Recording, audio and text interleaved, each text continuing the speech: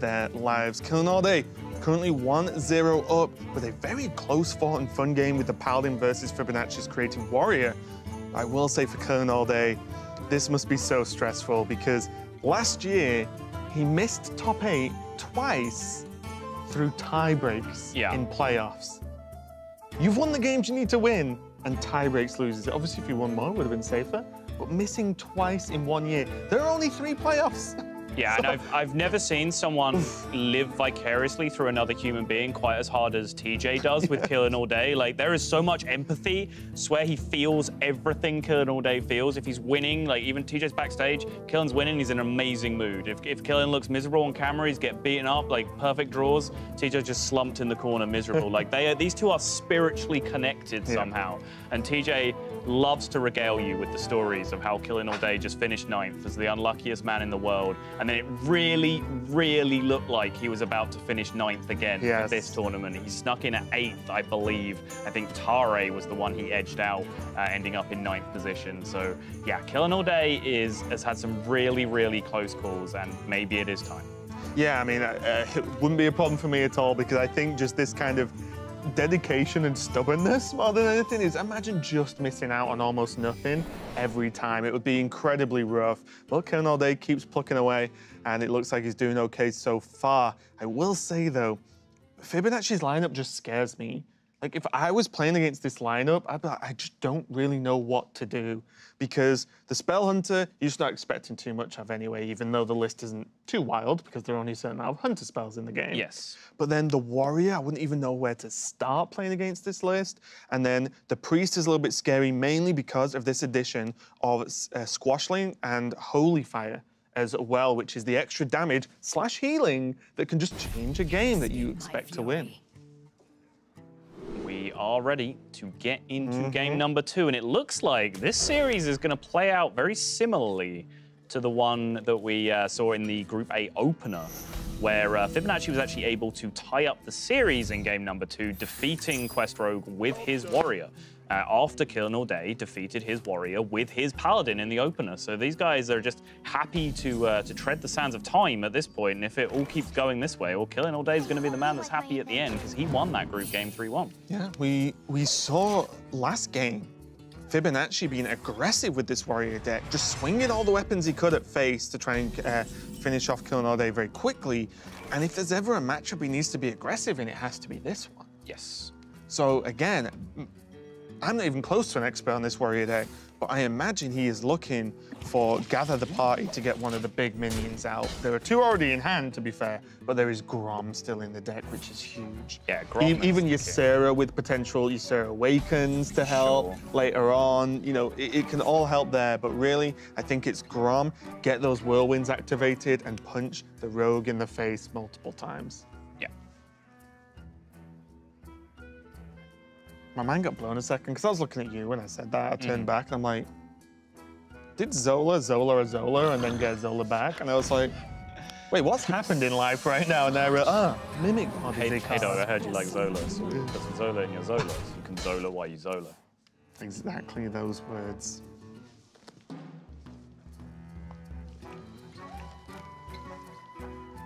Fibonacci just can't find the Gavial party at this point, and he just can't do anything. Like, even Woe Cleaver is probably going to be a bit too slow at this point, combined with the fact that Killinallday already has a Vanish in hand, alongside a Preparation, alongside a Mimic Pod.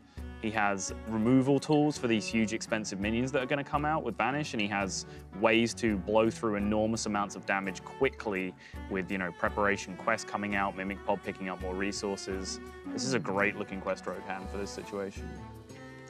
I agree, but I do want to see the Vanish into Dead Man's Hand Woe Cleaver. So you just pull the copies of the minions straight out of the deck again. Maybe get multiple Groms on the board, but yeah, this is looking rough. There's the Vanish as the replays, and it's pig time. It is indeed. This is the opposite of what Fibonacci wants. He needed this to be one of those Quest Rogue games that is slightly slow. Yes. Even just slightly would have helped to quite a large amount. But this is not slow by any means. And that was the turn right there. That card needed to be Gather Your Party, so Fibonacci could point it out and try and get ahead of this at least a little bit. killinallday did commit his Vanish to be able to complete the quest. And now he's able to fire off 2 5/5 Stone Tusk balls, and the pressure is going to come hot and heavy at Fibonacci from this point onwards. And now his deck is just looking a little bit slow in the face of this. Yeah, there is Ironhide into Reckless, which I believe is just what Fibonacci has to play this turn. There's very limited options at this point. But then what is your question? Fibonacci has to be hoping that this is just air in killinallday's hand. Maybe even, you know, Valera or another Vanish, maybe. I don't even know, just bad cards. But we can see that they are definitely not bad cards. There is the Zola, of course. Yeah, along with some deckhands. If he was hand tracking correctly, he'll He know knew that those there's ones at least there, another yeah. Zola, but like you said, he's just got to hope that there's not a lot going on otherwise. But Sonya is huge, Mimic Pod are huge. Those are both incredible cards in the matchup, especially if killinallday needs to push through like a huge taunt, like Lich King at this point. Sonya and Deckhand will do that with ease. Yeah, Fibonacci is in some trouble. Lich King's gonna come down as just an attempt to do something, but like I said, we can see that Sonya's there. There's another boar as well.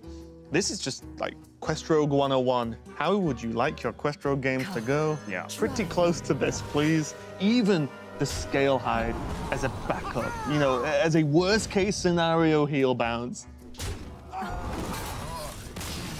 Fibonacci chooses death in this game, and killinallday goes 2-0 up. It's looking very, very good, and killinallday's last deck is Spiteful Druid, one of the most well-rounded decks in the game at the moment. So you've got to be feeling confident. There are no super difficult matchups. There are no super easy matchups for this deck. It's just basic Hearthstone to a lot of points. Spiteful Druid is indeed basic Hearthstone. Play good minions and kill them. Yeah. That's literally Hearthstone most of the time. Yeah, no, I can't argue with that. And yeah, killinallday after being so close so many times, it would be kind of ironic if he just charges over the line with like the easiest 3-0 of his life. Yeah, and again, it's just fascinating to me where we see probably what we call the tournament lineup go against Fibonacci's genius lineup, maybe, in that it's got him this far, but there is something to be said of just bringing the most solid decks. There is just the Spiteful Druid, there's the Q-Block, Paladin, one of the highest win rate classes on ladder at the moment across thousands upon thousands of games. And then the Quest Rogue, which you are bound to run into people playing Warlock, people playing, you know, slightly slower decks that you can try and punish. So it just seems like the solid lineup might just get there. However much I would like to see Fibonacci go through. Yeah, I mean, these lineups appear everywhere. In every tournament that you get to this level, there's often one guy that's kind of taken that weird read and been successful. And there's several other guys that have taken that weird read that just haven't got there. And that's kind of the all-in nature of like making those weird polarized lineups, is that you expect a certain thing and you bring off-meta decks, tier 3, tier 4 decks that don't work on ladder to the tournament, because with your ban strategy, you can focus in your matchups into a few specific decks that you want to play against. When it works, you get an enormous advantage. When you get that advantage and pair it with being as good a player as Fibonacci is, then you get this far into the tournament. But can you keep doing it consistently over and over again against just, you know, the best decks in the game? Well, that question's about to be answered. So this might be a bit of a curse as well, because Fibonacci came through at the top of the Swiss. And if he loses this, it's another first place finish that doesn't go through. You almost don't want to get there at this point. I know, we're going to run that into the ground so much that we're just going to incentivize like not winning the Swiss. That's not an ecosystem we want to create, Raven. Just find out one day both players lose the final match in Swiss. Like, wait, what? Both players are in the last game. They both have lethal on board, but they're both refusing to attack on their turn. I just wrote, admin, can we get a ruling over here? No. Let him at it. But okay, let's get into this game and into these hands. killinallday starting off, nothing too crazy, but does get the one drop that is unanswered. by Fibonacci, so all bits of extra damage are nice, and he has a couple of 3-drops to choose from, although you have to lean towards the Greedy Sprite for that steady mana ramp. Fibonacci does have access to the coin, so some of the power plays a little bit later, Spellstone, for example, going into Rexhard a little bit earlier, even Rockdalar, depending on what the hand looks like at any given time. There's a Spellstone as well. Yeah, turn late. I mean, freezing a Glacial Shard isn't ideal, but, you know, Fibonacci essentially just had to float the mana on turn 2 because, A, freezing a Glacial Shard isn't that great, and B, he didn't have the Spellstone in hand to jam it out and upgrade it, so Spellstone did turn up a little late, but it is there at least, and he can start working in those secrets with his more expensive mana turns, but he might be facing down a board state that just needs a flanking strike on the next turn still.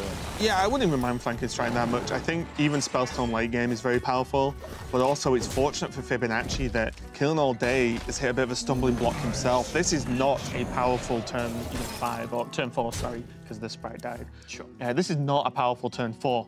For killinallday. This is not your average Spiteful Druid turn 4. So Fibonacci really has to cash in on this, the quickest explosive trap I've ever seen, and suddenly it starts to piece together very, very nicely. The ordering, very important of the traps, of course. You want explosive to go off first, because then the freezing trap does not proc once the minion attacks. So now Fibonacci, something one of the reasons I like about Hunter so much is you set your traps up and you're like, okay, these two are dead. Then your next minion doesn't get to attack anymore because it's going to be freezing trapped back. That buys so much time for the hunter here. So my proposal is Fungalmancer, don't attack. But killinallday disagrees. You threw your proposal out of the window. Yeah, so now Explosive's going to go off. He's going to freeze a Glacial Shard back to his hand, like you said, because of the sequencing, and he's going to get to push 4 and have a 4-1 on board. And he's going to have to face down all of these wolves, which is kind of scary. Would have liked to have retained my minions in play. Obviously, one of them still ends up getting frozen when you try and attack through, but you can at least then contest the 3/3s. But killinallday does still have the mind control tech to be able to take one of these. Was it worth holding the coin to not create the Spellstone into 4? No. Okay. I think so. Because this is a legitimate problem. I agree. Like, this is a legitimate in this problem. matchup, 3/3s, if it's good enough on the board state, is ideal. So you don't open yourself up to mind control tech. The problem was that if he just played Explosive Trap or just played Freezing Trap, Fungalmancer was just destroyed. It just destroyed him. Sure. Yeah, if he played Explosive Trap, he just took too much damage from both of those 4-1s connecting to him. I will say as a caveat as well, I actually thought killinallday ran double MCT and he doesn't. He plays so one, if it's yeah. 1, then 100%. You know, it's not even a question at that point. But actually still beating him up though with, he said with Call to Arms then. That's admirable, and TJ just making up names. By my side. To my side. This is one of those weird standoffs now. But Fibonacci took what I would say the brave approach of saying, actually, I am choosing to be the aggressor. Sure. If you can't deal with it, don't. And he can afford to do that because of cards like the Double Hunter's Mark in hand, the Rockdalar, the Kill Command, and the Hunter Hero power itself. So killinallday gonna go for these value trades here, or at least for one. Now stays ahead on board. killinallday on 17 health, gonna go down to 14 with just the attack from the Mr. Wolf there. Bow's a nice pickup.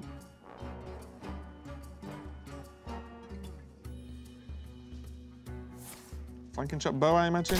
Yeah. Get the 6 damage from the bow over time, then suddenly you have Kill Command, you have Hero Power as well next turn. Maybe even a cheeky Unleash the Hounds. Spiteful Summon a little late to the party. It just doesn't matter anymore, does it? Yeah, killinallday is going to have to play this Druid of the Claw to get some defensive options in the way. He just can't really afford to be getting smacked by that second swing of bow at this point. It's just too easy for Hunter to build up the damage from that point if he connects. And especially if you're killinallday, you sat here thinking, he's playing very aggressive. I feel like there is at least 1 kill command in hand right now, because that's just what Hunter does. The second they start really going face, even when it can play a mid-range style, you know they've got at least 1 burst tool. He's gonna go for Spiteful. Gun disagrees though. Wow, I thought Druid of the Claw just had to be a thing right there. Actually, looking at it, he pushes 2 more. He trades off the board, pushes 2 more, and then he's setting up lethal in theory off the roll that he gets with this. So now he's pushing 14 more on the following turn. So if he'd have got a 12-12, he would have had lethal set up on board without necessarily staring down lethal the other way. So I think this is he took his shot, and now he has the Druid of the Claw to charge back out the other way. Hunter's Marks. Yes, those are cards. And now, Wow. this is the scary thing. The power boost Rexar got from this rotation is kind of absurd. And now Fibonacci's like, well, now I have the choice depending on what beast I make. Do I want to run him down and kill him very quickly? Well, yes, if it's an option. Can I make just as big a dudes as he can make? Yes! And better ones too. Poisonous, Rush, Lifesteal, Silence, Taunt, Charge. Rexar can do it all at this point, and he still has Rock Dalar to refill his hand. Where shall I strike? Well, they not got the health to mess around with here, so he's going to play Druid of the Claw and Taunt to try and guard this Hydra against any damage. Gonna lead out with Rock Dalar in case he picks up a spell that he wants to play. Dynamancy, go! About that. The deadly shots and arcane shots are a big deal, though. Or arcane shot, should I say. I mean, by killing this Druid of the Claw, he's reduced the cuteness of his potential lethals for next turn exponentially. The Unleash the Hounds, Deadly Shot the 4/6, trade all the Hounds into the Hydra to kill him. Come on, go out in style. No? Okay, just me? Well, the thing is, if Ultimate Infestation comes down now, Killinallday goes to 14, Yeah. but creates 2 minions on board, so you can double Unleash, which is, what, 12? Kill command. And he has both. Yep. Game. Each hand does 3 damage, yeah. Yep. It's enormous amounts of overkill as soon as that second minion hit the board. Oh, and he also just has second kill command as Yep. well, so never mind. But even before then, because of the trades into the Hydras you're about to see now, it's absolutely savage. And Fibonacci takes a game off Killinallday, and suddenly it doesn't look like the sweep's going to be that easy for Killinallday. He's going to breeze into the championship after a year of trying and multiple close calls. Fibonacci is fighting back. I love it when Hunter wins games. Yeah. It just makes me happy. Especially with that famous Hunter OTK that only works when your opponent plays a Bitterside Hydra, just unleashing the Hounds and throwing everything you've got into it. Yeah. As soon as that Rock Dalar came down, the combinations of ways he had to meme his opponent to kill him was just insane. A small part of me did want a Dynamancy to come down in some way, shape, or form and actually win the game, but it wasn't to be. But Fibonacci does take the win, and he is going to be battling back versus Killinallday. We've got a next game coming up soon, so don't go anywhere.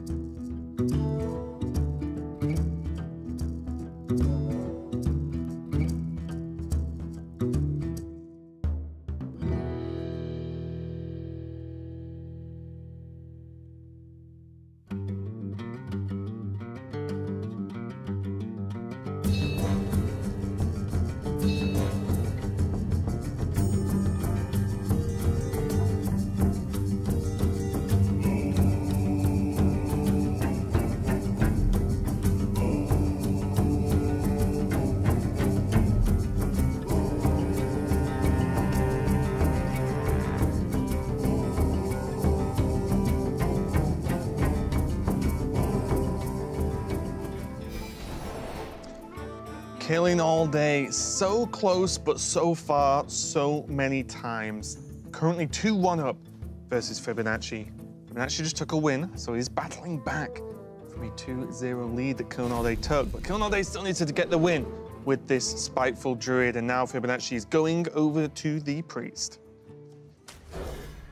And as we mentioned, there is a little bit of new school flavor on top of this priest. The holy fire that's thrown in there and the squashling as well. These are somewhat recent developments that are starting to catch up more and more now on ladder as a few players are tweeting out their success with such lists in their first 18 streams as well.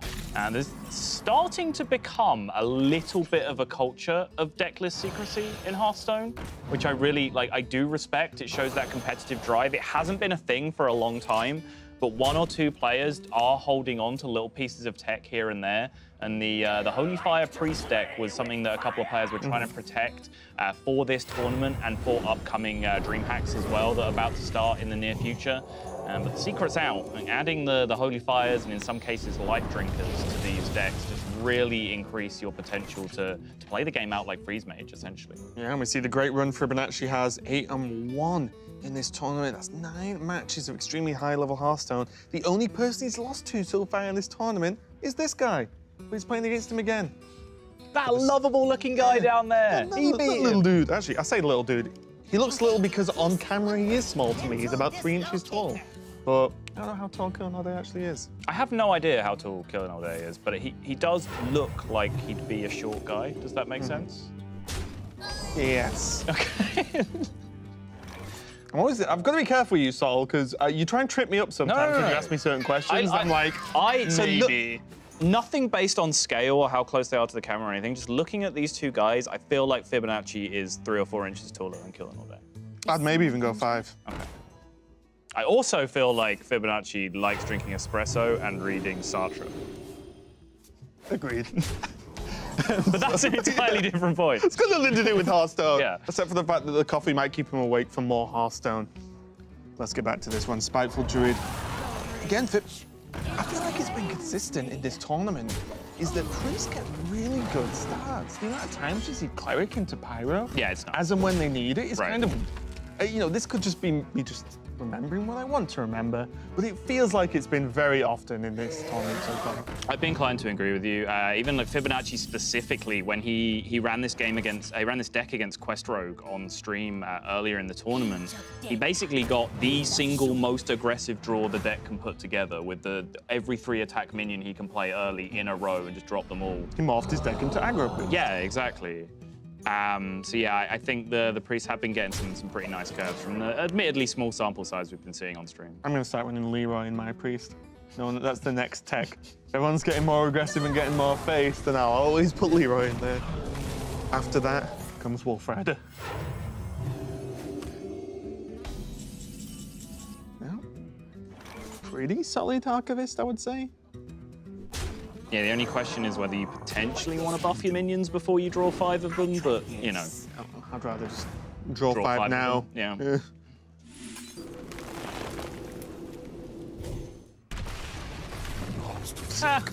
Balanced. 8 mana 4/2. Wow, that was some really solid draws, actually. Like Malfeorin's a big deal to just add on extra pressure or gain extra armor versus this priest. So that's very nice that that's just playable next turn for killing. Or, depending on how he's feeling, his Druid of the Claw charge has a fledgling to put a big threat on the board. He has plenty of refill that almost negates Psychic Scream. Because you get Psychic Scream, great removal. Yeah, but it's normally your whole turn as priest. Right. So then if your opponent just refills the board back up, well, you're back to square 1, which is a bit of a problem. Fibonacci goes fishing. Mind Blast.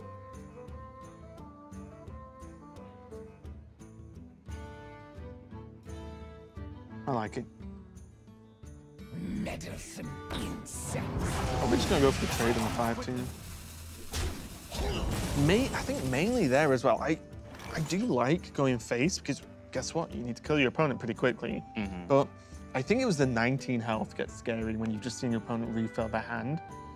Because if there's a nice way to deal with the Drake and then suddenly this ghoul gets to hit again. That's like 10 damage out of nowhere. Yeah. You weren't really prepared to heal for, to be honest, even with a little squashling in the hand there. Yeah, he also sacrificed the ability to use his hero power in order to activate the Shadow Visions that turn. Obviously, he could have like healed up the Twilight Drake to keep it on board if he'd chosen to not go fishing. So I was thinking he was specifically looking for options that turn. It's one thing that is very difficult about this deck, I would say, maybe even the hardest part of the deck, is managing and maximizing resources. Because we saw, I think, early in one of Dog's games, that he just didn't have enough fast enough to get the job done versus Warlock. And often that is a Warlock-specific problem, but in general, it's just difficult. When do you play these cards? When do you save any to maximize the Anduin hero power? If you save some, are you just not getting to Anduin fast enough? All these questions are being asked constantly and answered constantly by the player. And speaking of Anduin, I summoned him with my voice and he's in Fibonacci's hand. So now the game plan changes again. He has Anduin, he's live. Yeah, those questions that you pose are all questions that are answered by cards like Holy Fire, like Squashling, like Life Drinker, whatever your additions are, because they give you more total burst damage. So when you're asking yourself the question of, can I afford to use this card now? Do I need it as a ping after Anduin? Can I use this Holy Fire as removal? Well, yeah, because you've added a lot more extra damage to your deck. A deck where the point is already fishing extra damage out of your deck with Mind Visions to get more copies of burn spells out. So when you have all of that redundancy on top of that, you're then a lot more free in how you use the rest of your cards to deal with the more aggro and mid-rangey matchups. What did you think about that turn? Holy Fire on the bird. You want to let that bird hit you? Well, I wonder, do you want to just play Anduin and then just scream next turn? You gain the 5 armor to negate the bird's damage in general. Yeah. And then the opponent's still going to fill the board up, and then you just scream. And then guess what? You can scream again because there's 2 in hand. But all the while, you can choose how much damage you're willing to take and weave in hero powers, which are so important. I just feel often if I wait to play Anduin in these kind of matchups, I lose. Because I just feel like I'm missing 2 damage here, missing 2 damage there.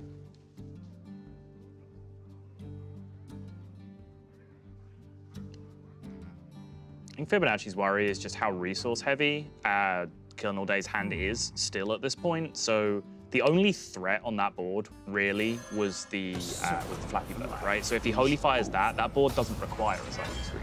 It needs to have something else committed to it to be then worth a Psychic Scream. So it stretches out the 2 screams that he has a little bit further.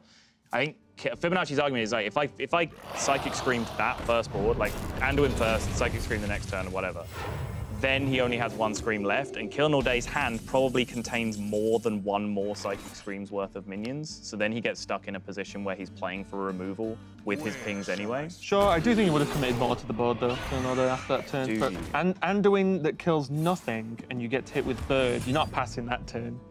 You're carrying on with the pressure, I think. But anyway, let's keep up with the game. There's a lot to discuss in matchups like this, and this priest deck in general. But there is another bird on the board right now. Now it's a 4/4 after being buffed by Kelsa.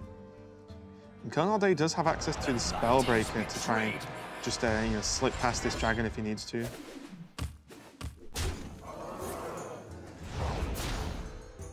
I think slip past he shall. Also, is Hydra just dead in this matchup?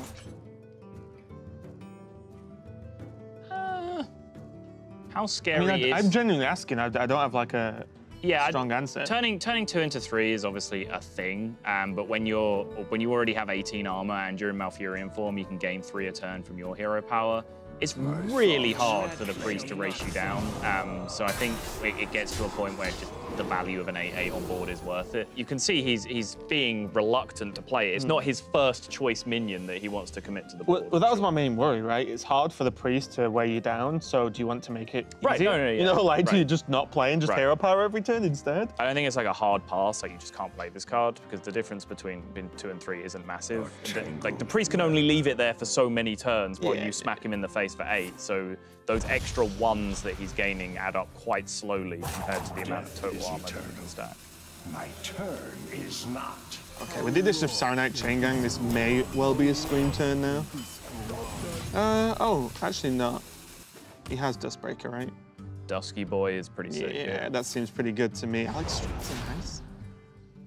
It's going to help a little bit, because although you, 21 armor, and it sucks for Fibonacci right now, but Alistraza still does nearly 15 damage, because that health is still health that you need to remove, and also, most importantly, it's an 8/8 that this druid isn't really built to deal with unless it's very far ahead on board anyway. Right. So that's just a problem if Fibonacci can get the wiggle room to play it.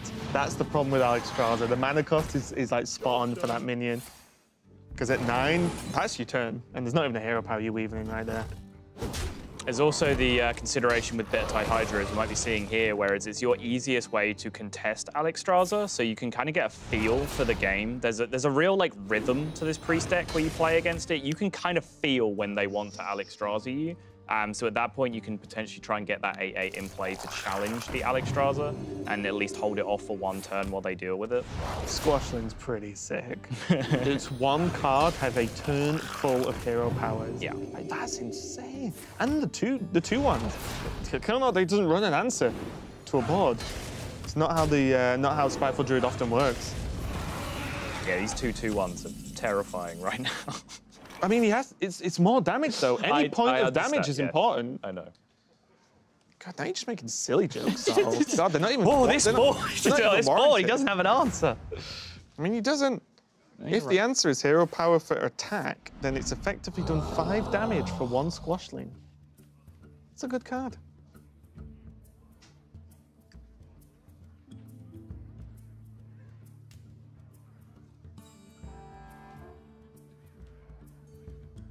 Second screen in hand with the Shadow of Death already used. May have to be committed in the near future. Fibonacci is still chilling though, 31. Has he just got this wrapped up? Alistraza? He's him down to 15. And then he just gets it. He has 19 with triple Mind Blast. Speak to me. Was that not a thing? I felt like Fibonacci played that very quickly with the screen. Is Alex just fine? Yeah. He's not even close to dead. Even over 2 turns, I don't think. Huh. Now you got the same thing, except with an untargetable 12/12. Right, right. I thought that was fine. Wow. Because how does he gain the armor? He just doesn't, right? He's just 2-turn lethal. Hard cast old man infestation. There's still one available. There's been a lot of things screamed. I've lost track. Yeah, I guess. I mean, this is almost the same turn anyway. Don't get me wrong, but as you said, could this have not just been the turn before? Yeah, I mean, the theory is like not a great deal is going to change between then and now. So if he gets rid of the board, he then drops Alistraza, and then he then has all of that damage from hand plus an Alistraza that's going to stick to the board because Killinallday's board isn't big enough to contest it. It just so happened that Killinallday just like ripped the Spiteful back out again, got an even bigger minion. But yeah, I agree with you. I think going for just the 1-2 punch win was perfectly reasonable in that spot. If you were just the third Mind Blast was what pushed it for me.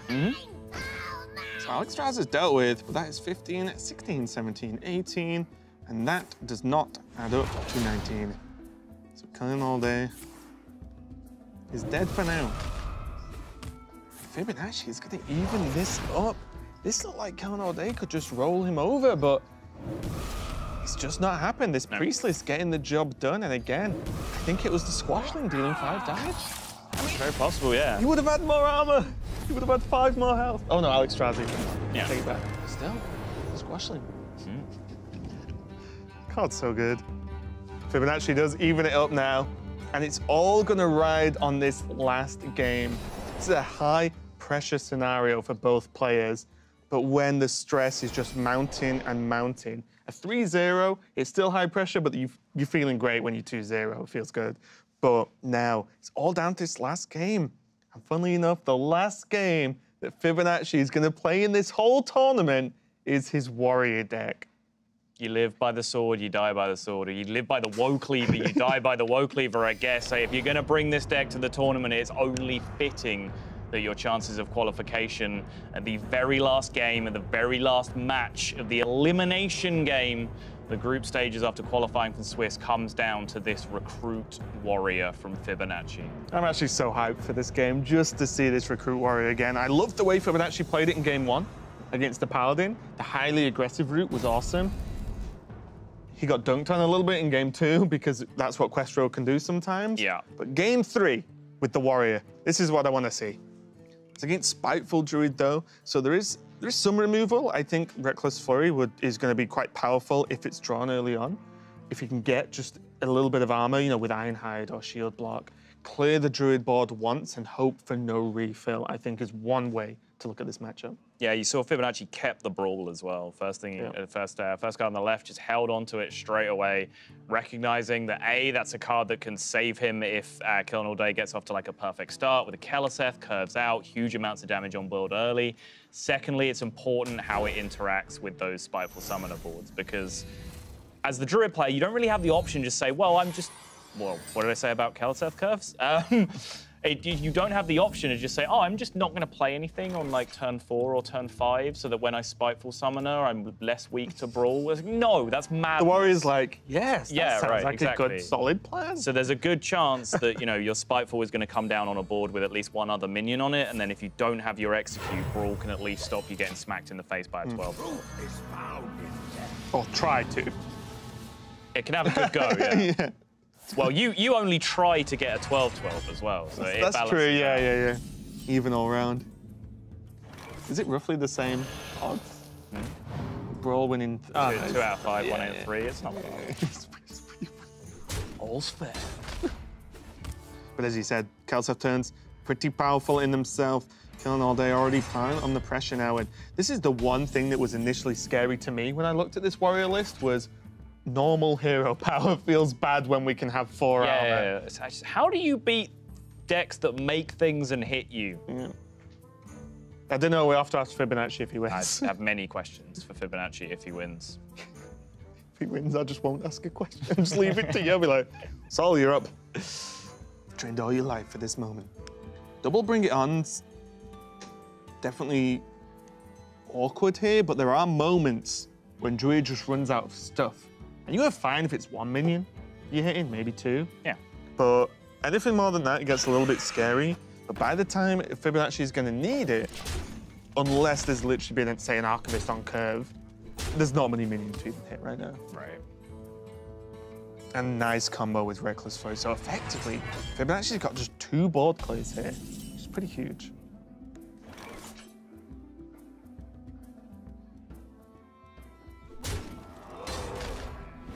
And no.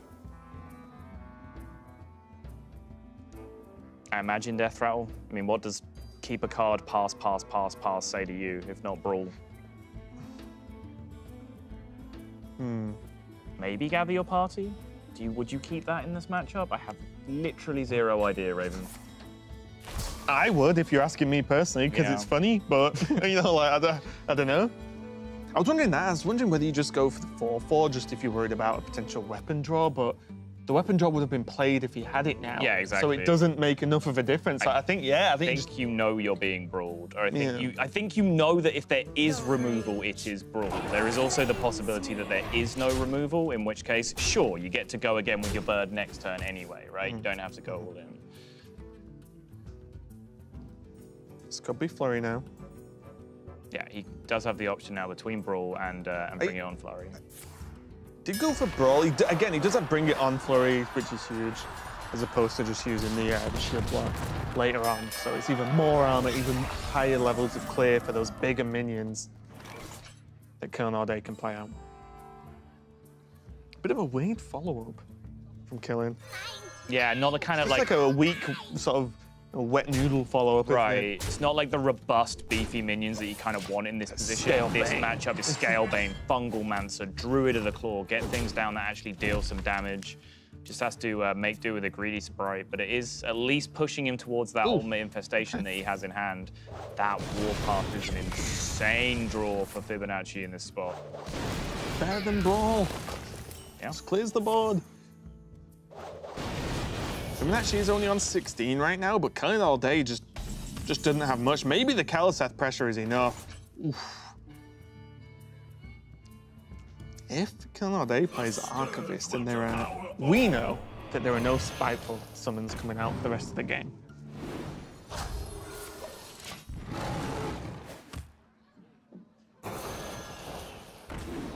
This is just 3 damage. Who cares? Fibonacci doesn't. Right.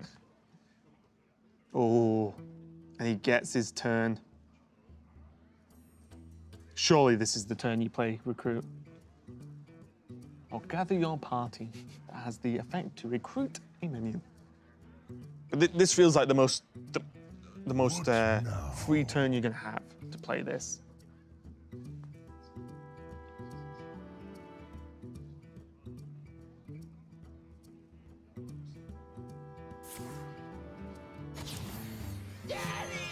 What face? What face? I think both of our responses just name the card. Rot face. What face? I mean, let's just throw the game plan out the window right now because rot face, unless silenced, honestly anything could happen at this point. And with the motley crew of minions that he has in play right now, he doesn't really have a lot of protection. Yeah, does not have a lot of protection against the rot face. So yep, dumps the Archivist. There is the one remaining UI in the deck getting consumed. And he needs a good outcome from this. Oop, nope. So if Reckless Flurry with Bring It On gets played, or Armor, whatever, it doesn't matter the Armor, will Rotface's legendary minions survive the AoE? With its summons from Reckless? I think so, yeah. Oh, Kibler's favorite card. Yeah, we were all really wrong about that card, right? I remember a very popular video. Why we were all wrong. Kibler's choosing to ignore us right now. I don't think he even heard me. He's engrossed. There's a really memey game of Hearthstone going on right now. Kibler is in the zone. What's... Oh! Rotface number 2! Double Rotface. I said anything can happen from this point onwards, and guys, I did not lie to you. This is mildly ridiculous right now. So now he gets... Oh, what is even happening? Okay. Wait a second. There is 10, 13 damage in play right now. The Druid of the Claw can charge at 17. Do you have more behind that? Can't play Fungalmancer alongside it, yeah. As well. But does that set up well enough in killinalllday's mind for the UI? Probably not, because he must expect Fibonacci to have armor. He's not played any Bring It Ons. I think he's only played, has he played one shield block? Yes. And one Iron He Hide. did, yeah. Fibonacci runs 2 Iron Hides, 2 Bring It Ons. There's still a Warpath, there's still a shield block, I think. And that's the armor. So going all in when your opponent's got rot faces on the board, I don't even know anymore. So I don't know what the response to this board is if I'm killinallday. I'll probably just like take a screenshot and post it on Twitter. That would be my response to this game board right now. killinallday choosing to tidy up. And also, Fibonacci will know that there is a UI. Oh no, because he traded. Okay. I thought the Archivist was going to live, so we'd know the UI's in Oh, hand. I see. Right. All important information. I wonder if Fib's just gonna get away with just shield slam on the 4/4 here. Yeah, I like it. No need to do Reckless. Like, this Bring It On Reckless Flurry is just going to be the emergency switch. The eject button, so to speak, on the game. So now there's 3, 6, 7, 8, 12 with Druid of the Claw and Spellbreaker. Silence. There. We've got 2 now, so we can chain silences if multiple taunts come out. Can also kill off the weapon, but does that really do anything apart from just get the use on the board? Probably not. Yeah. I imagine, you know, you're worrying that Fibonacci is somewhere approaching stabilization at this point. You know, your hand is full of huge statted minions at this point, but they are quite expensive. You can only play 1 or 2 of them a turn. Yeah. So if Fibonacci can suddenly find a turn to Woe Cleaver, that could be a huge problem for you if you don't hold on to that ooze. And also, killinallday, just in case you've not noticed, killinallday has to end this game within a certain time period because he will run out of cards, and Fibonacci won't because he has Deadman's Hand. Yeah, he has 1 copy. Yeah. I mean, respectively won't, because by the time that happens, Yeah. then you'd imagine that he's just fatigued. I'm with you, just for clarity.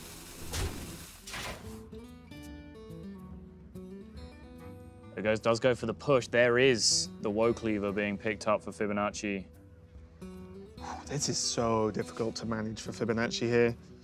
If you bring it on, he has to expect that hand is rocking some big boys. 5 to 6 minions. Some because large there are no gentlemen. other spells. Yeah. And also the issue with Reckless Flurry is it uses up your armor to do the damage. Right. So it's not like he ends the turn on 19 health if he does that. Right. So it's 2 mana, or 5 mana and 2 cards clear the board. Which, by the way, if he'd have forced through that extra 4 damage from the Druid of the Claw on the previous turn, he'd be down to 5, meaning if he does bring it on, he gains all that armor, then he flurries it away, he's back at 5, UI to the face ends the game. He'd hero power though, right? Hmm? And he hero power as well. Very counted for the hero power. Yeah, He's no, like I guess 5 that's mana. true. Yeah.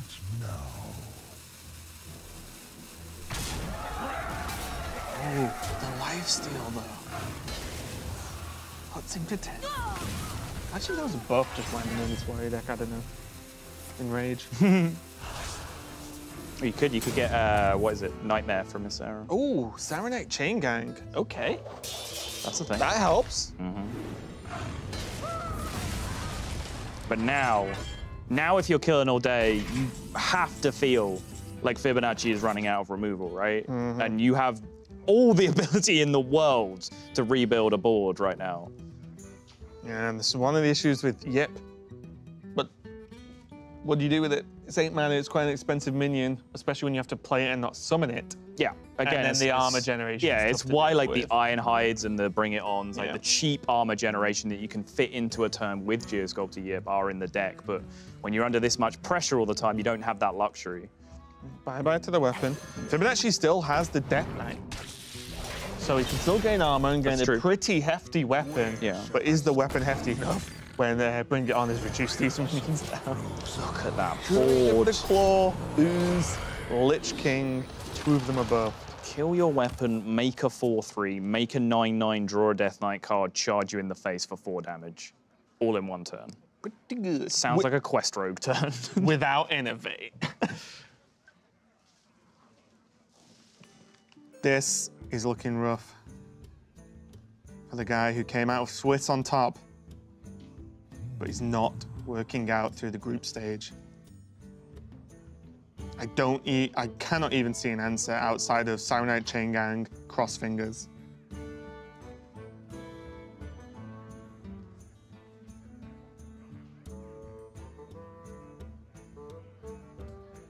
What now? How long can this go on? How long can this go on? So he's going to throw out Just the has Bring It to. On as well, yeah. Yep, just has to. He's been cornered, pretty awkward position. And now the value just keeps rolling at this point. It's 8 cards to 14. But I don't think it even matters. I actually don't know. There's like 2 slams, 2 Forge of Souls. It executes. It's not getting the job done, what's left in Fibonacci's warrior deck, even if he could draw it. It doesn't really get him anywhere. Like an execute maybe, sure, on the Lich King, but look at the rest of the hand. You just, okay, again. And the AoE is effectively gone by now. Looks like it might be it for Fibonacci. But still, Killing All Day doesn't want to get this close and miss it again. So making sure everything's lined up as well as it can be. 0 mana Spellbreak, I mean, as a 5/4, that's a pretty good card. I'd play that one. It's so close even with just UI. Yeah, it's immediately when I looked at it, I was like, okay, it's not often you get to Spellbreaker and UI in the same turns. I'm just gonna have a quick check it's not lethal, but no, he was 2 off the whole time. Pushing the damage through with the hero power, which I think is ideal at this point. And as he decided he just doesn't need a board bigger than this, yeah. Right, make him play. And if he clears, go again. Right. Make him clear again, and guess what? There just aren't the cards left in the deck. Gramash is a pickup, but it doesn't do enough, right? The 9 tank is just too much. And Killing All Day, so close but so far for 2017. Not messing around on 2018 as he is going to be joining the rest of the players at the Summer Championships. The look of relief The body language says it all. Yeah, I mean, look at what it means to him. If we could have a TJ cam right now, I guarantee you he's doing the exact same thing. Every last mannerism would be mirrored. But yeah, what a great story. A guy that has been finer, closer to the line than anyone else that we've seen over and over again in America's playoffs and before that America's preliminaries. Now finally gets there, that last big push. And what a game to end it on. That whole series was nuts. There we go. TJ's to the side, dancing away, but he is going to be in Los Angeles soon for the Summer Championships. killinallday got it done. 2018 may actually be the year of killinallday. So huge congratulations to him. I'm happy, to be honest. Like I said, for someone to get 9th on tie breaks, it's been a little bit scary every time. We can check out how the group played out with Race, your Pixel, going through as the group winner and killinallday, a very close and hard-fought matchup versus Fibonacci. He made it. He did. This is a pretty good-looking group overall. Like, wouldn't you agree, sir? What a match. Huh? What a match. It was a nail-biter, though. It was real close. Yeah. It was a great match to watch. Yeah. I didn't even watch any of the last game. Can you describe your emotions? I couldn't even stand it. Really? Yeah, I saw his UI drawn. I know his next card was UI. But Okay, so it worked out in the end. You can join in here, but I believe we do have killinallday on the line for an interview with him and not you, TJ.